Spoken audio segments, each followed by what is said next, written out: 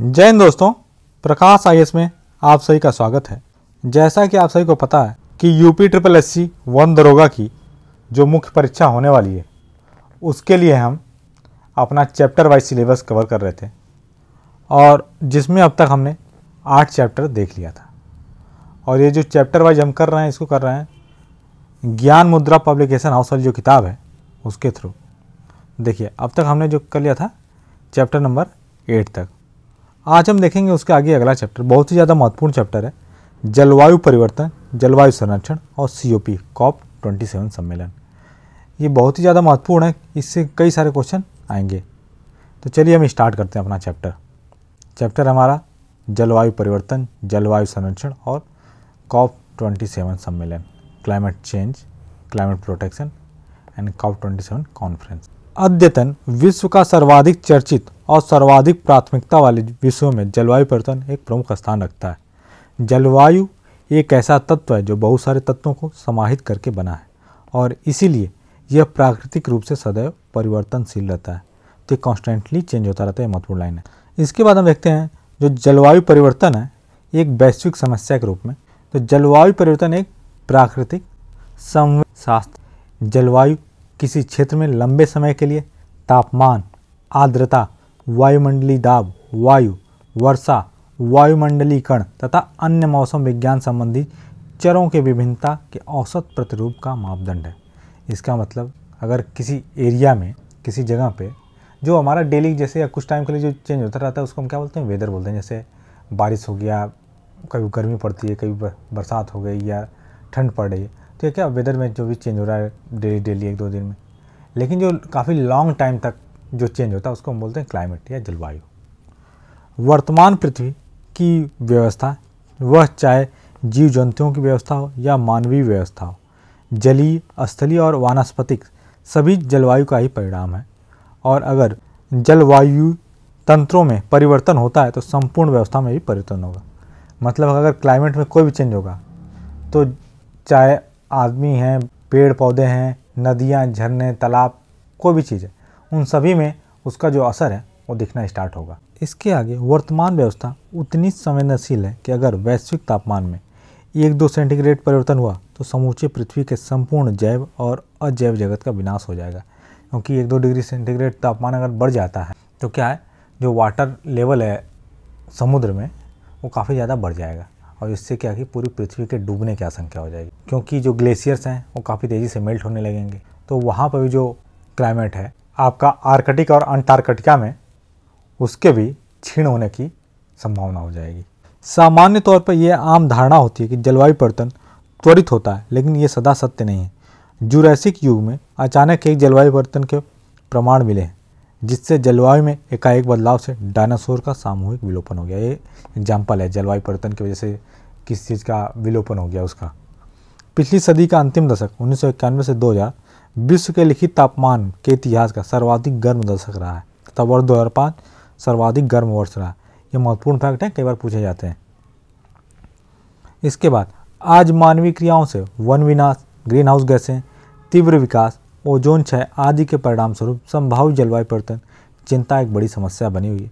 मानवीय क्रियाओं से वैश्विक तापमान में वृद्धि होगी तो जलवायु में स्थानीय, प्रादेशिक और वैश्विक परिवर्तन होगा जिसका परिणाम भयावह होगा। वैश्विक तापमान के कारण हिमानी एवं हिम कैंपों के पिघलनों की दरों में वृद्धि होगी जिससे सागर तल में वृद्धि होगी और द्वीपीय देश जलमग्न हो जाएंगे। देखिए, थोड़ा सा भी टेम्परेचर चेंज होता रहता है तो जो मालदीव हो गए या जो भी छोटे छोटे जो आइलैंड नेशंस हैं, जो पॉलिनेशिया में जो छोटे छोटे नेशंस हैं, वो सभी आवाज़ उठाने लगते हैं क्योंकि उनके जो डूबने का खतरा बहुत ज़्यादा बढ़ जाए। जलवायु परिवर्तन का कारण ग्रीन हाउस गैसें, ओजोन परत का क्षरण और प्रदूषण है। ये महत्वपूर्ण है, ये तीनों चीज़ पता होनी चाहिए। इसके बाद हम आगे देखते हैं मानव द्वारा जीवाश्म ईंधन, कोयला, तेल, प्राकृतिक गैस को बड़ी मात्रा में जलाए जाने, निर्वनीकरण आदि से जलवायु परिवर्तन हो रहा है। जो हम वनों कटाई कर रहे हैं और जो जीवाश्म ईंधन, कोयला, तेल, प्राकृतिक गैस जला रहे हैं उसकी वजह से जो जलवायु परिवर्तन है काफ़ी तेज़ी से हो रहा है। जलवायु परिवर्तन से संबंधित सिद्धांत मिलुटिन मिलानकोविच ने दिए थे। यह सिद्धांत पृथ्वी की लंबी अवधि की कक्षीय स्थिति से संबंध है। इस सिद्धांत में प्रमुख अंग पृथ्वी की कक्षा की उत्केंद्रता, पृथ्वी की घूर्णन अक्ष की तिर्यकता, विषु अयन है। जलवायु परिवर्तन के मापन के लिए किसी ग्लेशियर या बर्फ की चादर को छेद कर प्राप्त किया गया एक बेलनाकार नमूना क्या कहलाता है? हिम तत्व कहलाता है। उसको क्या बोलते हैं? आइस कोर बोलते हैं। महत्वपूर्ण है। जलवायु परिवर्तन तापमान, वर्षा, हिम एवं पवन आदि में से एक बड़े परिवर्तन द्वारा मापा जाता है। कई बार पूछा जा सकता है किन फैक्टर से हम इसको नापते हैं, तो ये पता होना चाहिए आपको। जलवायु परिवर्तन का क्रायोजेनिक संकेतक क्या है? आइस कोर है। अभी ऊपर आइस कोर हमने पढ़ा ना, से प्राप्त किया जाता है। जलवायु परिवर्तन को सामाजिक तनाव में बढ़ोतरी करने वाला एक प्रमुख कारक माना जाता है। विश्व का सर्वाधिक ग्लोबल कार्बन उत्सर्जक देश कौन सा है? चाइना है। विश्व का शीर्ष कार्बन निगेटिव देश कौन है? भूटान है। जलवायु परिवर्तन का प्रभाव कृषि पर भी पड़ता है। जलवायु परिवर्तन पर संयुक्त राष्ट्र का सम्मेलन COP21 का आयोजन पेरिस में हुआ था। पर्यावरण में कार्बन उत्सर्जनों को कम करने के लिए कार्बन क्रेडिट प्रणाली भी लागू की गई थी। इसके बारे में भी हम आगे पढ़ेंगे। आगे देखते हैं जलवायु परिवर्तन के संकेतक कौन कौन से हैं। तो वैज्ञानिकों द्वारा व्यापक रूप से लगभग 1880 से पृथ्वी के सतह के तापमान का आकलन तथा मापन किया जा रहा है और यह निरंतर विकास की ओर जा रहा है। वर्तमान में भी यह स्थल जलीय भागों को मिलाकर लगभग हजारों स्थानों का तापमान मापा जा रहा है। पृथ्वी के पिछले कालों में हुए जलवायु परिवर्तनों के प्रमाणों को जलवायु परिवर्तन के संकेतक कहते हैं। पूरा जलवायु के संकेतक कौन कौन से? इसमें पहला हमारा जैविक संकेतक। जैविक संकेतक में भी आपका आ जाएगा वानस्पतिक संकेतक, मतलब जो वनस्पतियों में चेंज हो रहा है, पौधों के जीवाश्म, ऑक्सीजन आइसोटोप्स, वृक्ष के तन में पाए जाने वाले वलय में वृद्धि, ये सारे उसके संकेतक हैं। वहीं जो प्राणी जात संकेतक हैं, जो प्राणी हैं जिनके जो जीवाश्म या जो जंतु हैं उनका जो वितरण है उसमें जो संकेतक हमें मिलता है उसको बोलते हैं प्राणीजात संकेतक। इसके आगे हम देखते हैं भौमिकीय संकेतक। हिमानी से बने झीलों के अवसादों का निक्षेपण, कोयला अवसादी निक्षेप, मृदीय संकेतक, उच्च अक्षांशों के हिमालयों के चिन्ह, ये सब आते हैं हमारे जो भौमिकीय संकेतक होते हैं। अगला है हिमीय संकेतक। भूगर्भीय अभिलेखों में हिमयुगों और अंतर हिमयुगों के क्रमशः परिवर्तन प्रक्रिया का प्रकट होना। नेक्स्ट है हमारा विवर्तनिक संकेतक। तो इसमें क्या, जैसे जो प्लेट टेक्टोनिक्स होती है, प्लेट विवर्तनिकी, ध्रुवों का भ्रमण एवं महाद्वीपीय प्रवाह, पूरा चुंबकत्व एवं सागर नितल प्रसरण। अगला है सागर तल में परिवर्तन, बाढ़ अभिलेख, सूखा अभिलेख, इन सारे माध्यम से हमें संकेतकों का पता चलता है। 1970 के दशक में सुदूर संवेदन की शुरुआत हुई। उपग्रह सतह के यंत्रों से ज़्यादा विविधतापूर्ण तापमान का आकलन करते हैं। अब पृथ्वी द्वारा निष्कासित ऊष्मा को पार्थिव विकिरण के नाम से जाना जाता है। यह विकिरण वायुमंडल में उपस्थित हरित गैसों को अवशोषित कर लेती है, जिससे जो वायुमंडल है पर्याप्त गर्म हो जाता है। वर्तमान समय में मानवीय क्रियाओं द्वारा वायुमंडल में हरित गैसों की मात्रा में वृद्धि हो रही है, जिससे पृथ्वी के सतह का तापमान बढ़ रहा है। 1820 के प्रारंभ से पृथ्वी तथा वायुमंडल में हरित गृह गैसों के तापमान नियंत्रण की भूमिका को स्वीकार करने लगे थे, जिनमें CO2, CH4, N2O और H2O आदि पृथ्वी के वायुमंडल में कंबल की तरह कार्य करते हैं और ये गैसें पृथ्वी के समस्त जीवन प्रणाली हेतु पर्याप्त तापमान बनाए रखती हैं। तो महत्वपूर्ण में कौन कौन सी गैसें आती हैं जो ग्रीन हाउस गैसें होती हैं? कार्बन डाइऑक्साइड, मीथेन, N2O और वाटर, जो वाटर के छोटे छोटे पार्टिकल्स होते हैं वह भी। इसके आगे हम देखते हैं जो कुछ महत्वपूर्ण फैक्ट थे। किसके चारों ओर व्याप्त वायुमंडल प्राकृतिक पर्यावरण तथा जैवमंडलीय पारिस्थितिकी तंत्र का एक महत्वपूर्ण संगठक है। तो पृथ्वी के चारों तरफ फैला होता है। सूर्य से आने वाली जो पैराबैंगनी किरणें हैं उसको कौन सोखता है? तो जो हमारा वायुमंडल है वो सोख लेता है, और खासकर जो हमारी ओजोन लेयर है।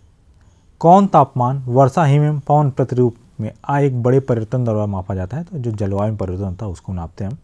तापमान, वर्षा, हिम और पवन में जो भी चेंज आता है उसको। किसने यह सुझाया था कि पृथ्वी की धुरी पर अवस्था बदलना जलवायु परिवर्तन के लिए एक कारक है? तो ये बताया गया मिलुटिन मिलानकोविच के द्वारा। बहुत ही महत्वपूर्ण है। सूर्य का जो बाहर का जो टेम्परेचर होता है कितना होता है? 6000 केल्विन। जलवायु परिवर्तन का कारण मुख्यतः किसकी वजह से होता है? तो जो ग्रीन हाउस गैसें हैं और जो ओजोन परत का क्षरण होला और जो प्रदूषण है यहाँ काम रहेगा उसकी वजह से। कितने सेंटीग्रेड वैश्विक तापमान में परिवर्तन हुआ तो समस्त पृथ्वी पर समस्त जैव और अजैव जगत का विनाश हो जाएगा? तो 1-2 डिग्री सेंटीग्रेड अगर तापमान बढ़ जाएगा तो इससे ये समस्या आ जाएगी। जलवायु परिवर्तन का कारण ऊपर देख लिया हमने, ग्रीन हाउस गैसें, ओजोन परत का क्षरण और प्रदूषण। इसके आगे हम देखते हैं जलवायु परिवर्तन के खतरे और संवेदनशीलताएं। तो जलवायु परिवर्तन का प्राकृतिक संसाधनों तथा लोगों की आजीविका पर अत्यधिक प्रभाव पड़ता है। भारत में कृषि, जल, प्राकृतिक पारिस्थितिक तंत्र, जैव विविधता तथा स्वास्थ्य जैसे अहम क्षेत्र जलवायु परिवर्तन के प्रति संवेदनशील है। आगे INCCA रिपोर्ट के समुद्र के बढ़ते हुए जल स्तर, चक्रवाती तीव्रता में वृद्धि, वर्षा जल संचित फसलों में फसल पैदावार में कमी, पशुधन दबाव, दुग्ध उत्पादन में कमी, बाढ़ों में वृद्धि तथा मलेरिया के विस्तार के प्रभावों की चेतावनी दी गई है। भारत के जंगल भी जलवायु परिवर्तन की सक्रियता और विविधता के चलते वन के स्वरूप को बदलने वाले हो जाएंगे। आगे भारत द्वारा जो जलवायु परिवर्तन पर किए गए महत्वपूर्ण उपाय कौन कौन से हैं? तो भारत ने 2008 में जलवायु परिवर्तन पर राष्ट्रीय कार्य योजना बनाई थी, अपना नेशनल एक्शन प्लान बनाया।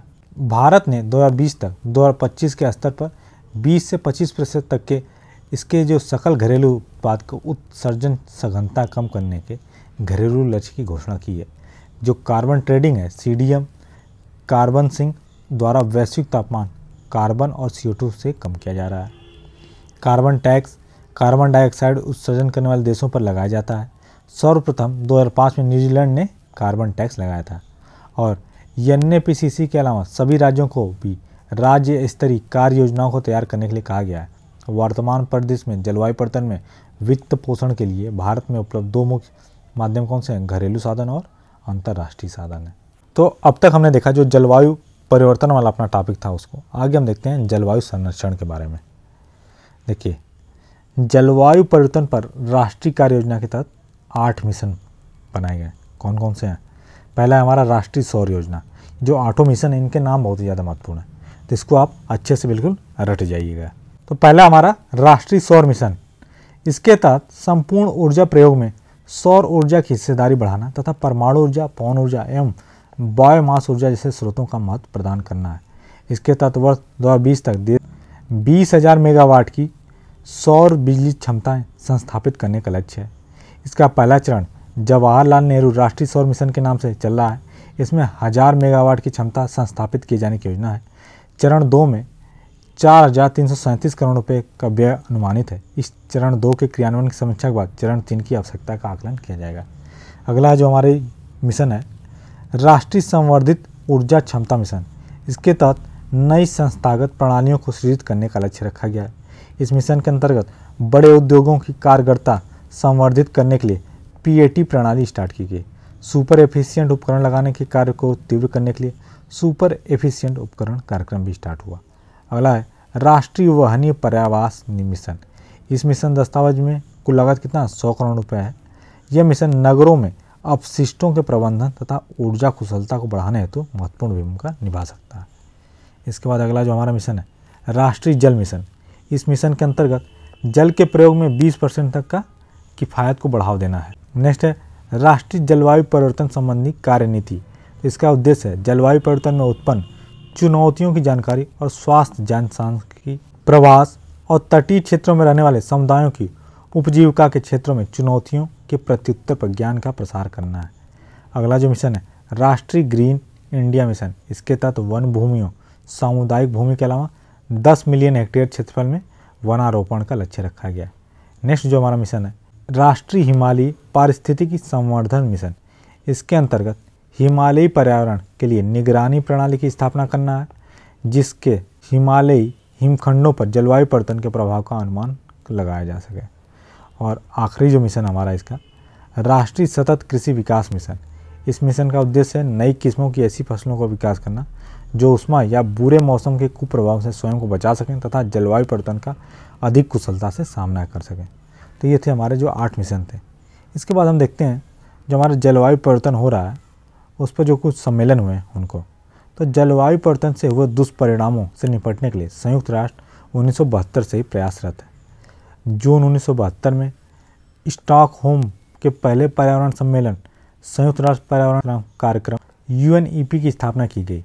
इसी को हम बोलते हैं स्टॉकहोम कॉन्फ्रेंस। कई बार क्वेश्चन आ जाता है स्टॉकहोम कॉन्फ्रेंस कब हुई थी? तो 1972 में। जलवायु परिवर्तन पर संयुक्त राष्ट्र अभिसमय UNFCCC 21 मार्च 1994 से प्रभावी हुआ, जिसका 50 से अधिक देशों द्वारा समर्थन किया गया है।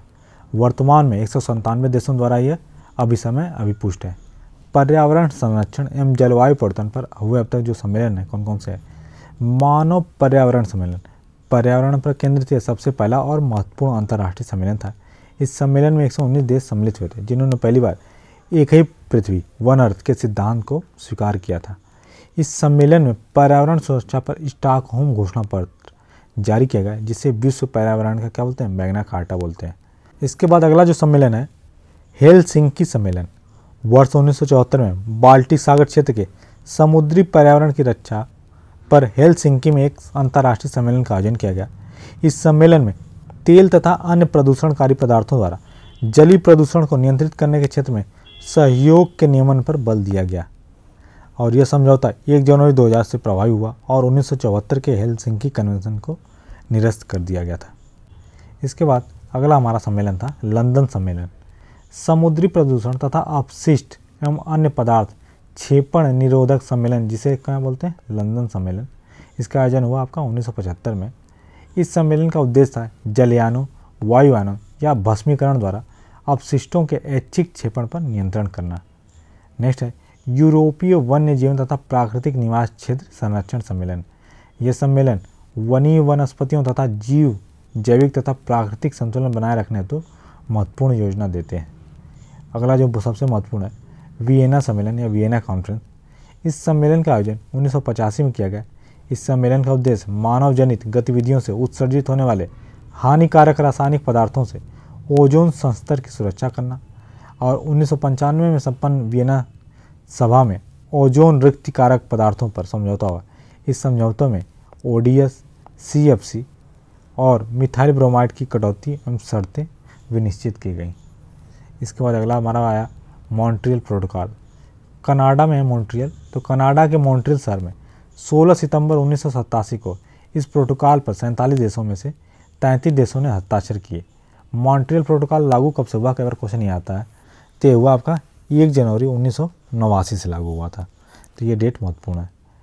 इस प्रोटोकॉल के अंतर्गत विकासशील देशों की ओजोन परत को क्षति पहुंचाने वाले CFC जो क्लोरोफ्लोरोकार्बन होते हैं, रसायनों का विकल्प तथा ओजोन संगत तकनीक विकसित करने के लिए अंतर्राष्ट्रीय ऋण उपलब्ध कराने की व्यवस्था की गई है। उसके बाद जो मॉन्ट्रियल सम्मेलन हुआ था उसमें 2 प्रमुख संशोधन किए गए। कौन कौन से? एक हुआ लंदन संशोधन 1990 में। इस संशोधन के द्वारा ओजोन नाशक पदार्थों पर कड़े प्रतिबंध लगाए गए। इसमें कार्बन टेट्राक्लोराइड, ट्राइक्लोरोमीथेन तथा मिथाइल क्लोरोफॉर्म के उपयोगों को पूरी तरह से समाप्त करने पर सहमति हुई। और अगला था कोपेनहेगन संशोधन, ये हुआ 1992। इस संशोधन में पहली बार विकसित और विकासशील देशों के लिए अलग अलग समयावधि निर्धारित की गई। इसमें क्या था, ऐसे विकासशील देश जहां ओजोन भक्षी पदार्थों की प्रति व्यक्ति खपत 0.3 किग्रा सालाना से कम है, उन्हें विकसित देशों की अपेक्षा इन रसायनों का इस्तेमाल खत्म करने के लिए 10 वर्ष का और अधिक समय दिया गया है।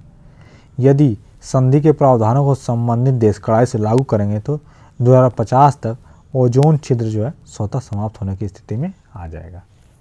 इसके बाद जो हमारा अगला हुई कॉन्फ्रेंस, ये हुई टोरंटो वर्ल्ड कॉन्फ्रेंस। ये कनाडा के टोरंटो नगर में जून 1988 में आयोजित हुई और वह इस कॉन्फ्रेंस ने वर्ष 2025 तक कार्बन डाइऑक्साइड के उत्सर्जन में स्वेच्छा से जो 20% की कटौती करने के लिए सभी देशों से आग्रह किया था। और जो टोरंटो वर्ल्ड कांग्रेस हुई थी, इस सम्मेलन में पारित प्रस्ताव को विकसित देशों ने गंभीरता से नहीं लिया, क्योंकि विश्व में किए जाने वाले संपूर्ण खनिज तेल के 50% भाग का उपयोग औद्योगिक स्तर पर जो डेवलप्ड कंट्री होते हैं वही करते हैं। इसके बाद हम कुछ जो महत्वपूर्ण चीज़ें उनको देख लेते हैं। तो ग्रो हार्लेम ब्रेटलैंड की रिपोर्ट में पहली बार किस अवधारणा को प्रस्तुत किया गया, तो टिकाऊ विकास को, सस्टेनेबल डेवलपमेंट को। राष्ट्रीय हरित भारत मिशन में कुल के खर्च जो है केंद्र और राज्य का किस अनुपात में होगा, तो 75:25 के। UNEP ने विश्व पर्यावरण दिवस पर विश्व समुदाय को सचेत करने के लिए कौन सा नारा दिया था, तो ग्लोबल वार्मिंग। किसी स्थान के दीर्घकालीन मौसमी घटनाओं के औसत को क्या कहते हैं, जलवायु कहते हैं। राष्ट्रीय सौर मिशन का पहला चरण किसके नाम से स्टार्ट हुआ, तो जवाहरलाल नेहरू के नाम से। अगला जो है विश्व पृथ्वी सम्मेलन 1992 का आयोजन कहाँ हुआ, तो रियो में हुआ, ब्राज़ील में। किस वर्ष को जलवायु इतिहास में ग्रीष्म ऋतु विहीन वर्ष कहते हैं, तो 1816 में। किस दौरान ग्रीनलैंड की जलवायु इतनी ठंडी हो गई कि वहाँ रहने वाले लोगों की सामूहिक मृत्यु हो गई, तो जब एक लघु हिमकाल चला था तब। और राष्ट्रीय सौर मिशन के कार्यान्वयन का दायित्व किस मंत्रालय के पास है, तो जो रिन्यूएबल एनर्जी वाला मंत्रालय है, नवीनकरणीय ऊर्जा मंत्रालय, उसके पास है। इसके बाद आगे हम देखते हैं सबसे जो महत्वपूर्ण था इसमें विश्व पृथ्वी सम्मेलन 1992। तो ब्राजील के रियो डी जेनेरियो में वर्ष 1992 के जून माह में विश्व पृथ्वी सम्मेलन हुआ। इस सम्मेलन को अर्थ समिट या प्रथम पृथ्वी शिखर सम्मेलन भी कहा जाता है। महत्वपूर्ण चीज़ें, इस सम्मेलन में उपस्थित देशों ने टिकाऊ विकास के लिए व्यापक कार्रवाई योजना एजेंडा 21 को स्वीकृत किया। इस सम्मेलन में वैश्विक सुरक्षा कोष बनाया गया जो ग्लोबल वार्मिंग को रोकने, जैव विविधता के संरक्षण एवं अंतर्राष्ट्रीय जल संसाधनों के प्रदूषण नियंत्रण में सहयोग देगा। यह शिखर सम्मेलन कई अर्थों में असफल साबित हुआ क्योंकि विकास के नाम पर विकसित देश अपनी कुछ महत्वाकांक्षी योजनाएं थीं उनसे पीछे नहीं हटना चाह रहे थे। इस सम्मेलन को कॉन्फ्रेंस ऑफ पार्टीज अर्थात कोप की संज्ञा प्रदान की गई। वर्ष 1995 में पहला कोप सम्मेलन आयोजित किया गया।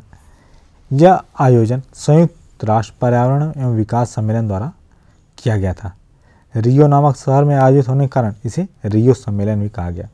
इस सम्मेलन का मूल सूत्र क्या था? एक पृथ्वी, वन अर्थ, इसलिए यह पृथ्वी सम्मेलन भी कहलाया। इसके बाद आगे, इस सम्मेलन में मुख्य रूप से कार्बन डाइऑक्साइड की मात्रा में हो रही बढ़ोतरी, प्राकृतिक संसाधनों के अनियंत्रित शोषण से उत्पन्न पर्यावरणीय समस्याओं, ओजोन परत की क्षति व इससे संबंधित समस्याओं, वैश्विक ताप वृद्धि, प्रदूषण की खतरनाक स्थिति तथा जैव विविधता जैसे विषयों पर गंभीर विचार मंथन हुआ। अगला है हमारा क्योटो प्रोटोकॉल। इस सम्मेलन का आयोजन 11 दिसंबर 1997 को जापान के क्योटो शहर में हुआ, जिसमें 159 देशों ने आम सहमति से हस्ताक्षर किए। इस सम्मेलन में 6 गैसों के कटौती किए जाने के प्रस्ताव को स्वीकार किया गया। ये गैसें कौन कौन सी? Carbon dioxide, methane, nitrous oxide, hydrofluorocarbon तथा सल्फर हेक्साफ्लोराइड। क्योटो प्रोटोकॉल में इन गैसों के उत्सर्जन के स्तर को 2012 तक 1990 के स्तर पर लाने का लक्ष्य निर्धारित किया गया था और यह संधि 2006 में रूस द्वारा हस्ताक्षर के बाद प्रभावी हुई थी। क्योटो प्रोटोकॉल में कार्बन क्रेडिट की अवधारणा उत्पन्न हुई थी। तो महत्वपूर्ण पूछा जाता है कि कब का जो कार्बन क्रेडिट वाली पॉलिसी थी कब से स्टार्ट हुई? तो ये क्योटो प्रोटोकॉल से। दिसंबर 2012 के दोहा सम्मेलन में क्योटो प्रोटोकॉल की अवधि 2020 तक बढ़ाने की सहमति व्यक्त की गई। संयुक्त राज्य अमेरिका ने इस संधि पर हस्ताक्षर नहीं किया है। तो ये महत्वपूर्ण चीज़ है। इसके बाद अगला है हमारा जोहानिसबर्ग सम्मेलन। इस सम्मेलन का आयोजन जोहानिसबर्ग, दक्षिण अफ्रीका में किया गया। इसका उद्देश्य क्या था? सतत विकास, सस्टेनेबल डेवलपमेंट। यह सम्मेलन 26 अगस्त 2002 से 4 सितंबर 2002 के दौरान आयोजित हुआ। इस 10 दिवसीय सम्मेलन में 200 राष्ट्रों के 60,000 प्रतिनिधियों के अतिरिक्त 106 राष्ट्रों के राष्ट्राध्यक्षों ने भाग लिया था। इस सम्मेलन की अध्यक्षता तत्कालीन दक्षिण अफ्रीका के राष्ट्रपति थॉबो म्बेकी ने की थी। इस सम्मेलन को जो पृथ्वी 2 सम्मेलन कहा जाता है। मॉन्ट्रियल सम्मेलन कनाडा के मॉन्ट्रियल शहर में नवंबर 2005 में संयुक्त राष्ट्र संघ का 11वां जलवायु परिवर्तन सम्मेलन हुआ था।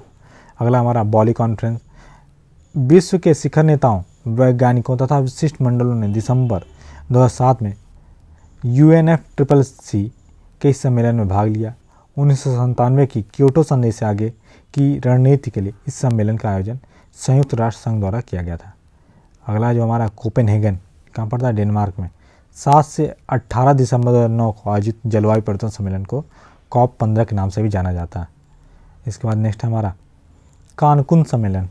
वर्ष 2009 में कोपेनहेगन में हुए UNFCCC के सम्मेलन COP15 की श्रृंखला का अगला सम्मेलन दिसंबर 2010 में मैक्सिको के शहर कानकुन में संपन्न हुआ।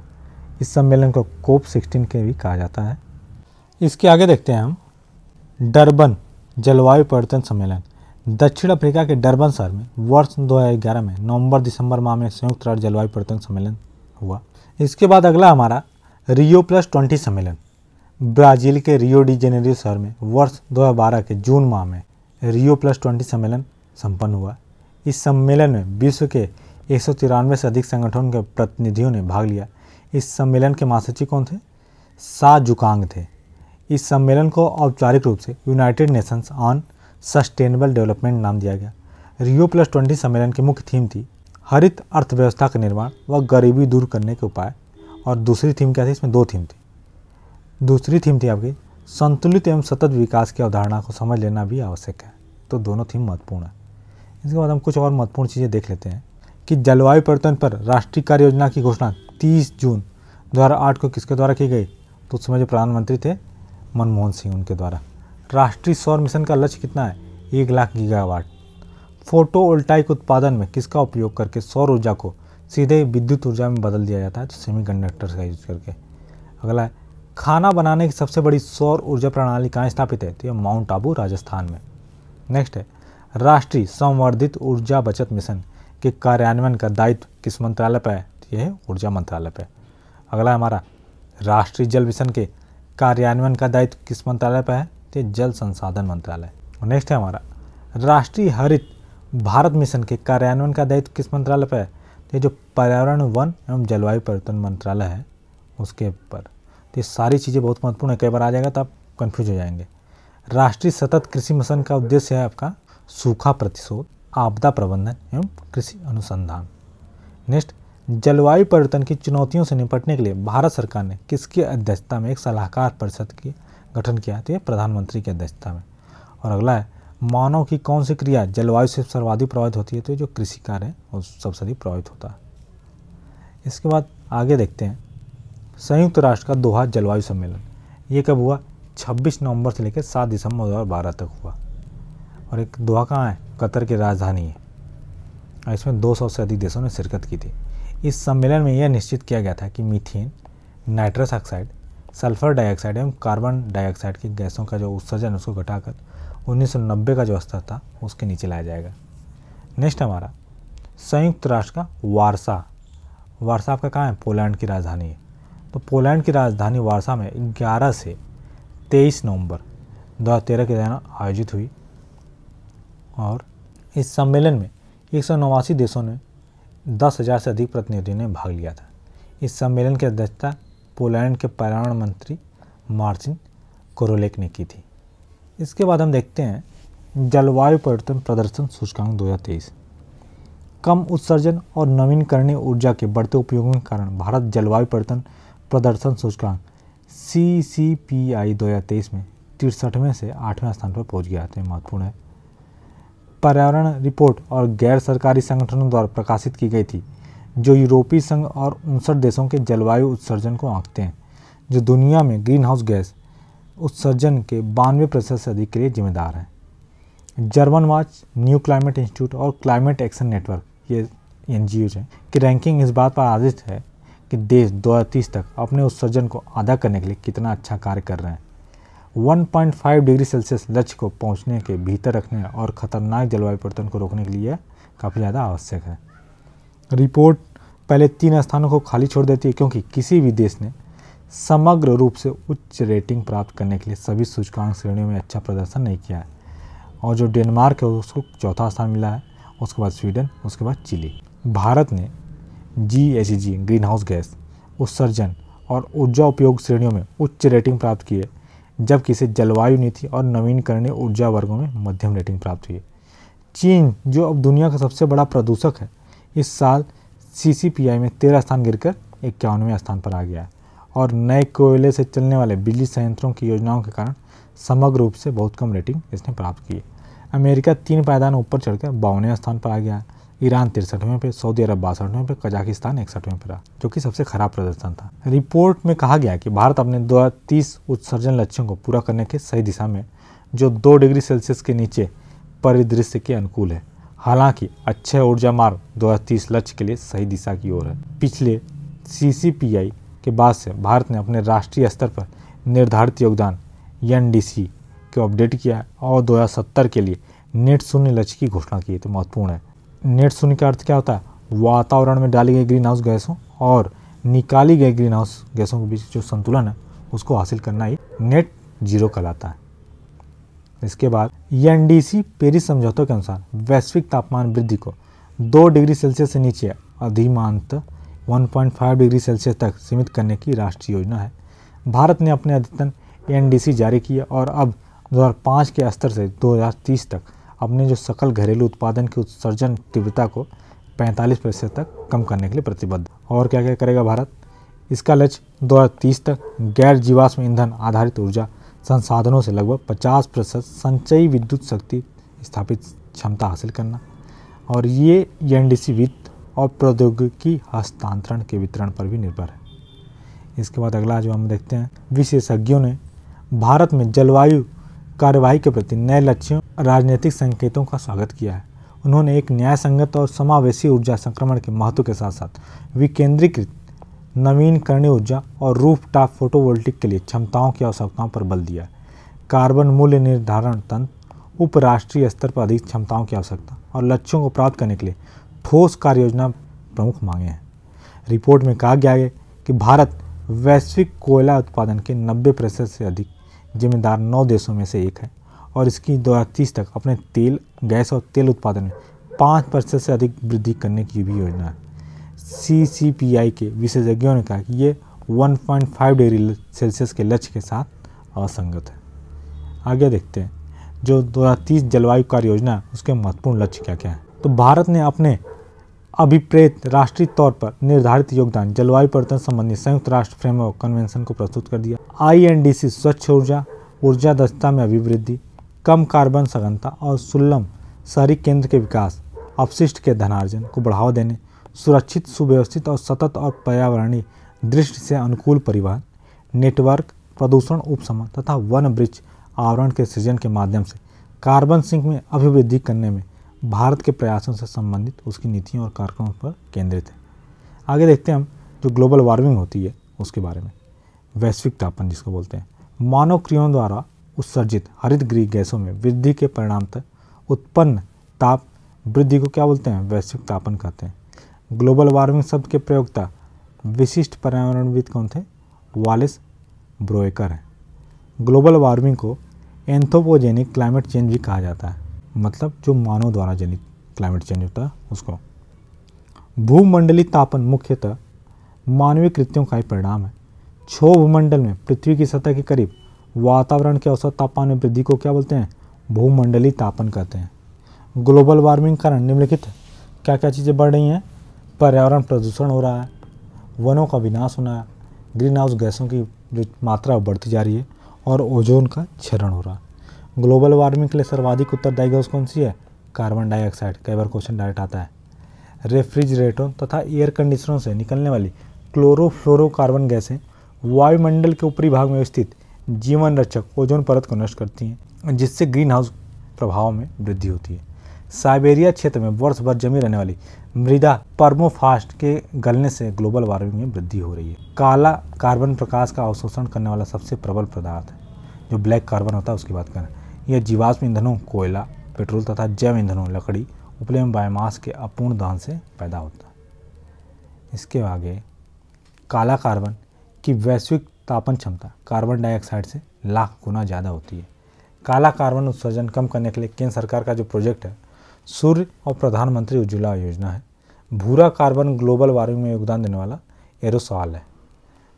ग्रीन कार्बन प्रकाश संश्लेषण की क्रिया द्वारा वायुमंडलीय कार्बन डाइऑक्साइड कार्बन पृथक होकर पौधों में मिट्टी में समाहित हो जाता है। ब्लू कार्बन क्या होता है? जो वायुमंडलीय कार्बन समुद्री एवं तटीय परितंत्रों में मैंग्रोव वनों, लवणीय दलदलों, समुद्री घासों एवं समुद्री खरपतवारों में जमा हो जाता है। मौसम में तेजी से परिवर्तन हो रहे हैं एवं सागर तट के सीमावर्ती जो क्षेत्र डूब रहे हैं। स्वास्थ्य का कुप्रभावित होना और समय से पूर्व आम में बौर आना वैश्विक तापन से ही संबंधित है। समुद्र सतह में वार्षिक वृद्धि की दर कितनी अनुमानित की गई है? 3 मिलीमीटर। पिछले शताब्दी में पृथ्वी के औसत तापमान में 0.8 डिग्री सेल्सियस की वृद्धि देखी गई है। यदि किसी महासागर का पादप पल्वक किसी कारण से पूर्णतया नष्ट हो जाए तो कार्बन सिंक के रूप में महासागर और महासागर की खाद्य श्रृंखला पर प्रतिकूल प्रभाव पड़ेगा। ग्लोब की ताप वृद्धि का सबसे महत्वपूर्ण परिणाम यह है कि इसके ध्रुव बर्फ की टोपियों के पिघलने के बाद समुद्र की सतह में वृद्धि होगी। विश्व के जो समस्त मूंगे के द्वीप हैं वो सब डूब जाएंगे। अब फिजी में समुद्र तल में 0.15 मीटर 6 इंच वार्षिक वृद्धि दर होने से जो फिजी है उसके डूबने की संकट काफ़ी ज़्यादा बढ़ गया है। इसके बाद जो ग्लोबल वार्मिंग है उससे बचने के जो उपाय हैं उनको देखते हैं। तो कौन कौन से उपाय हैं हमारे? जीवाश्म ईंधनों का उपयोग कम करना जिससे ग्रीन हाउस गैस का उत्सर्जन कम हो। सौर ऊर्जा का बड़े पैमाने पर प्रयोग किया जाए। डीजल के विकल्प के रूप में जेट्रोफा के तेल का प्रयोग किया जाए। प्रदूषण से संबंधित राष्ट्रीय एवं अंतर्राष्ट्रीय कानूनों का कड़ाई से पालन हो। सभी प्रकार के प्रदूषणों के प्रति आम लोगों में सहमति लाई जाए। बृहद पैमाने पर वृक्षारोपण किया जाना चाहिए। ताप विद्युत संयंत्रों में इलेक्ट्रोस्टैटिक प्रेसिपिटेटर लगाया जाए, देश में अपने कुल भूभाग पर 33% क्षेत्रों को वनाच्छादित किया जाए और ग्रामीण क्षेत्रों में बायोगैस का वैकल्पिक ऊर्जा के रूप में प्रयोग किया जाए। तो ये सारी चीज़ें महत्वपूर्ण हैं। जलवायु परिवर्तन के कारण जो कृषि है उस पर पड़ने वाले प्रभावों को देखते हैं। तो सबसे पहले जो सकारात्मक प्रभाव हैं उनको देख लेते हैं। तो तापमान में वृद्धि से जो उत्पादकता है उसमें वृद्धि हो सकती है, जो नए नए फसलें हैं उनको भी उगाने की संभावना बढ़ जाती है, लंबे मौसम में परिवर्तन होता है और CO2 में वृद्धि से उत्पादकता में वृद्धि आ जाती है कई बार। और क्या होता है आपका त्वरित परिपक्वता दर होती है और नमी प्रतिबल में कमी आती है। वहीं जो नकारात्मक प्रभाव हैं वो कहीं ज़्यादा हैं। कीट जो प्रकोप हैं वो उसमें काफ़ी ज़्यादा बढ़ जाती है, कीट पतंगे बहुत ज़्यादा बढ़ जाते हैं। अत्यधिक ताप की वजह से जो फसलों है उसकी क्षति काफ़ी ज़्यादा होती है। कम विश्वसनीय मौसम विज्ञान की वजह से योजना संबंधी समस्याएं आती हैं। मृदा अपरदन में वृद्धि हो जाती है, खरपतवार तथा रोगों में वृद्धि हो जाती है, शाकनाशी और कीटनाशकों की क्षमता में कमी हो जाती है। वहीं प्रतिबल, नमी एवं सूखे के खतरों में भी वृद्धि हो जाती है। अब खाद्य उत्पादन पर क्या प्रभाव पड़ता है? वैश्विक तापमान बढ़ने से रबी फसल की उत्पादकता में कमी आएगी। तो महत्वपूर्ण रबी की फसल की उत्पादकता में कमी आ जाएगी। मुर्गी पालन एवं दुग्ध उत्पादक में तापमान बढ़ने से नकारात्मक प्रभाव पड़ेगा। पहाड़ी क्षेत्रों में वर्षण की कमी से चाय की फसल में कमी आएगी और तापमान वृद्धि से जो मछली का उत्पादन है उसमें भी कमी आ जाएगी। तो इन सारी चीज़ों के जो प्रोडक्शन है उसमें डायरेक्ट जो तापमान वृद्धि से प्रभाव पड़ेगा। इसके बाद आगे देखते हैं परतंत्र एवं जो जैव विविधता उस पर कौन कौन से आपके प्रभाव पड़ेंगे।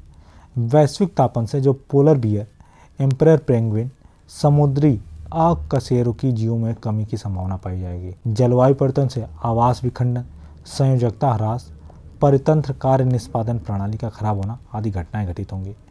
और जलवायु परिवर्तन से जो समुद्री जलस्तर है उसमें वृद्धि हो जाएगी। तो वैश्विक तापन से जो बर्फ़ की चादरों का पिघलने से समुद्री जलस्तर में वृद्धि होती है, जिससे छोटे छोटे जो द्वीप हैं उनके डूबने की संभावना बढ़ जाएगी। आगे देखते हैं UNFCCC का जो COP27 है, काफ़ी ज़्यादा महत्वपूर्ण जो है हमारे लिए एग्जाम के दृष्टिकोण से, क्योंकि डायरेक्ट हमारे सिलेबस में इसको मेंशन किया गया COP27 को। यह संयुक्त राष्ट्र का 27वां जलवायु परिवर्तन सम्मेलन COP27 6 से लेकर 18 नवंबर 2022 तक मिस्र के कहाँ पे शर्म अल शेख में आयोजित किया गया था। तो सारी चीज़ें महत्वपूर्ण, इनको नोट कर लीजिएगा। इसका जो प्रमुख केंद्र बिंदु था वो क्या था? जलवायु परिवर्तन से महाद्वीप में उत्पन्न हो रहे गंभीर परिणाम। इसके बाद यह सम्मेलन 5वीं बार अफ्रीका में आयोजित किया गया। इस सम्मेलन में 200 से अधिक देशों को आमंत्रित किया गया था। जो COP27 में भागीदार रहे विश्व के जो प्रमुख राष्ट्र थे उनके द्वारा जो निम्नलिखित कदमों पर सहमति बनी है तो उसको देख लेते हैं। तो संयुक्त राष्ट्र जलवायु सम्मेलन COP27 ने कमज़ोर देशों को लॉस एंड डैमेज के तहत वित्त पोषण प्रदान करने के लिए समझौते पर हस्ताक्षर किया। महत्वपूर्ण चीज़ है। COP27 में विकासशील देशों में जलवायु प्रौद्योगिकी समाधानों को बढ़ावा देने के लिए एक नया पंचवर्षीय कार्यक्रम स्टार्ट किया जाएगा। समन महत्वाकांक्षा और क्रियान्वयन को तत्काल बढ़ाने के उद्देश्य से एक समन कार्यक्रम स्टार्ट किया जाएगा। ध्यातव्य है कि कार्यक्रम COP27 के तुरंत बाद शुरू होगा और वर्ष 2030 तक जारी रहेगा, जिसमें प्रति वर्ष कम से कम 2 वैश्विक संवाद होंगे। संयुक्त राष्ट्र जलवायु परिवर्तन सम्मेलन COP27 में प्रतिनिधियों ने पेरिस समझौते के तहत महत्वाकांक्षा बढ़ाने के लिए पहले वैश्विक स्टॉकटेक फर्स्ट ग्लोबल स्टॉकटेक की दूसरी तकनीकी वार्ता की और अगले साल COP28 में स्टॉकटेक के समापन के पहले वर्ष 2023 में संयुक्त राष्ट्र महासचिव जलवायु महत्वाकांक्षा शिखर सम्मेलन भी आयोजित करेंगे। नेक्स्ट हमारा शर्म अल शेख अनुकूल एजेंडा के तहत वर्ष 2030 तक सबसे अधिक जलवायु संवेदनशील समुदायों में रहने वाले 4 अरब लोगों के लिए लचीलापन बढ़ाने हेतु 30 अनुकूलन परिणामों की रूपरेखा भी तैयार की जाएगी। अगला है हमारा जलवायु परिवर्तन समस्या और संभावित समाधानों दोनों के रूप में जल के महत्व को प्रतिबिंबित करने के लिए जल अनुकूलन और लचीलापन पहल पर कार्रवाई अवेयर कार्यक्रम स्टार्ट किया जाएगा। तो अवेयर कार्यक्रम पूछा जा सकता है किससे रिलेटेड है। नेक्स्ट हमारा कार्बन क्रेडिट उत्पादन के विकास हेतु अफ्रीका में रोजगार के अवसर पैदा किए जाने हेतु अफ्रीकी कार्बन योजना पहले ACMI स्टार्ट की गई है। और नेक्स्ट है वैश्विक नवीनकरणीय गठबंधन, जिसके तहत पहली बार एक त्वरित ऊर्जा संक्रमण सुनिश्चित करने के लिए ऊर्जा संक्रमण के लिए आवश्यक सभी तकनीकों को एक साथ लेकर आता है, जो अक्षय ऊर्जा को सतत विकास और आर्थिक विकास के स्तंभ के रूप में स्थापित कर सकें। इसके बाद हम देख लेते हैं इसी पर आधारित कुछ अपने मल्टीपल चॉइस क्वेश्चंस। तो सबसे पहला क्वेश्चन हमारा जलवायु परिवर्तन का कारण मुख्यतः निम्नलिखित में से कौन है? ग्रीन हाउस गैसें भी हैं, ओजोन परत का अवक्षय भी है और प्रदूषण। तो ऑप्शन डी हमारा सही हो जाएगा। नेक्स्ट है, भारत जलवायु परिवर्तन प्रदर्शन सूचकांक 2023 में 63वें से किस स्थान पहुंच गया? तो ये 8वें स्थान पहुंच गया। नेक्स्ट है, निम्नलिखित में से किसके जलवायु परिवर्तन का क्रायोजेनिक संकेतक प्राप्त किया गया है? तो ये जो हमारा आई स्कोर होता है उसका। और मानव की कौन सी क्रिया जलवायु से सर्वाधिक प्रभावित होती है? तो ये कृषि होती है। ये सब ऊपर आपको बढ़ाया गया था। इसके बाद जो अगला क्वेश्चन है, निम्नलिखित संबंधित कृषि पद्धतियों पर विचार करना था। समोच्च बांध, अनुपज सस्यन और शून्य जुताई, इनमें से वैश्विक जलवायु परिवर्तन के संदर्भ में उपयुक्त में से कौन सा मृदा में कार्बन प्रच्छादन संग्रहण में सहायक है? तो जो तीनों विधियां हैं सभी। नेक्स्ट है, निम्नलिखित में से कौन जलवायु परिवर्तन के खगोलीय सिद्धांतों से संबंधित नहीं है? तो जो सौर विकिरण होती है ये उससे संबंधित नहीं है। नेक्स्ट हमारा, निम्नलिखित में से कौन सा कथन हरित जलवायु कोष GCF के लिए सही नहीं है? तो जो इसकी स्थापना डरबन में आयोजित जलवायु परिवर्तन सभा में हुई थी ये सही नहीं है। नेक्स्ट हमारा, इसको सुमेलित करना था। तो प्रथम विश्व जलवायु सम्मेलन 1979 में हुआ। प्रथम पृथ्वी शिखर सम्मेलन एजेंडा 21 था 1992। पृथ्वी शिखर सम्मेलन +5 1997 और कार्बन व्यापार प्रोटोकॉल मॉन्ट्रियल में नहीं हुआ था। ये हुआ था आपका क्योटो में। तो निम्नलिखित में से अगला क्वेश्चन जो हमारा है, निम्नलिखित में से किसने सुझाया था कि पृथ्वी की अधूरी पर अवस्था बदलना जलवायु परिवर्तन के लिए एक कारक है? तो ये बताया गया था मिलुटिन मिलानकोविच के द्वारा। नेक्स्ट क्वेश्चन है, भारत की जलवायु परिवर्तन पर प्रथम राष्ट्रीय कार्य योजना कब प्रकाशित हुई? ये प्रकाशित हुई 2008 में, बहुत महत्वपूर्ण है। निम्नलिखित में से कौन सा एक भारत के राष्ट्रीय जलवायु परिवर्तन कार्य योजना में 8 मिशनों में से शामिल नहीं है? तो जो नाभिकीय शक्ति है ये उसमें शामिल नहीं है। अगला जो क्वेश्चन है, भूमंडलीय जलवायु परिवर्तन संधि ग्लोबल क्लाइमेट चेंज अलायंस के संदर्भ में बताना है। तो कौन कौन सा कथन सही है? यह यूरोपीय संघ की पहल है, तो सही बात है। यह लक्ष्याधीन विकासशील देशों को उनकी विकास नीतियों और बजटों में जलवायु परिवर्तन के एकीकरण हेतु तकनीकी और वित्तीय सहायता प्रदान करती है, तो ये भी बात सही है। वहीं इसका समन्वय विश्व संसाधन संस्थान WRI और धारणीय विकास हेतु विश्व व्यापार परिषद द्वारा किया जाता है, तो ये गलत है। तो ऑप्शन 1 और 2 सही हो जाएगा। नेक्स्ट है, इनमें से कौन सा वैश्विक तापन के लिए जिम्मेदार है? तो क्लोरोफ्लोरोकार्बन, मीथेन और कार्बन डाइऑक्साइड सभी है, तो ऑप्शन डी हो जाएगा। नेक्स्ट क्वेश्चन है हमारा, हरित गृह प्रभाव से वातावरण में निम्नलिखित में से कौन सा परिवर्तन होता है? तो वायुमंडल में कार्बन डाइऑक्साइड की सांद्रता बढ़ जाती है। अगला जो क्वेश्चन है हमारा, निम्नलिखित में से कौन से जलवायु परिवर्तन के प्रमुख कारक हैं? तो कौन कौन से हैं आपका?